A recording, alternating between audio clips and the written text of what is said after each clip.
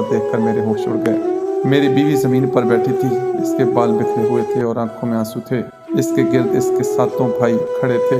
بڑے بھائی کے ہاتھ میں کچھ کاغذات تھے۔ وہ غصے میں کہہ رہا تھا، دستخط کر دو، تمہارا اس جائیداد میں کوئی حق نہیں۔ مجھے دیکھ کر سب چونک گئے۔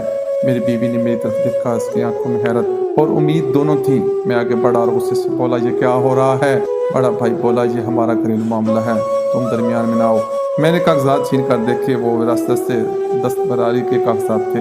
ان کے والد کا انتقال ہو چکا تھا اور وہ چاہتے تھے کہ ان کی بہن اپنے حصے سے دستبردار ہو جائے۔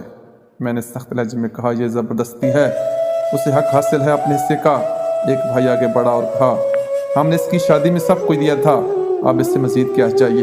میں نے کہا، وہ کچھ نہیں مانگ رہی، تم لوگ اس پر دباؤ ڈال رہے ہو۔ میری بیوی سسک رہی تھی۔ اس نے پہلی بار ہمت کر کے کہا، میں نے کبھی کچھ نہیں مانگا، اس لیے میکے نہیں آتی تھی۔ یہ ہر بار مجھ سے دستخط کرانا چاہتے تھے۔ میں نہیں چاہتی تھی کہ آپ کو معلوم ہو اور آپ کی بے عزتی ہو۔ میرے دل پر چوٹ لگی۔ مجھے احساس ہوا کہ وہ کتنے عرصے سے یہ بوجھ اکیلے اٹھا رہی تھی۔ میں نے اس کا ہاتھ پکڑا اور کہا، چلو یہاں سے۔ بڑا بھائی غصے سے بولا، اگر یہ گئی تو ہمارا اس سے کوئی تعلق نہیں رہے گا۔ میری بیوی نے آنسو پونچھے۔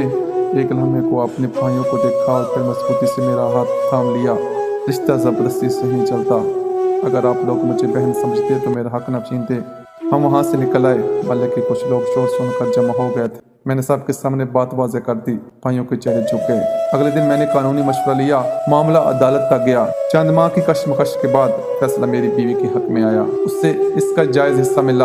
اگر اس نے وہ جائیداد بیچ کر رقم اپنے نام رکھنے کے بجائے ایک یتیم خانے کو عطیہ کر دی۔ میں نے حیرت سے پوچھا، یہ کیا کیا تم نے؟ وہ مسکرائی، مجھے دولت نہیں چاہیے، مجھے صرف عزت چاہیے تھی اور مجھے آپ نے دے دی۔ اس دن میں نے جانا کہ اصل رشتہ وہ ہوتا ہے جس میں ساتھ دینے والا ڈر کی وقت دیوار بن کر کھڑا ہو جائے۔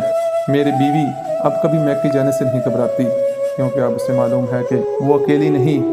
اور میں بھی جان گیا کہ کبھی کبھی کسی کے چہرے کی زردی ایک پوری کہانی چھپا لیتی ہے۔ پوسٹ اچھی لگے تو دوستوں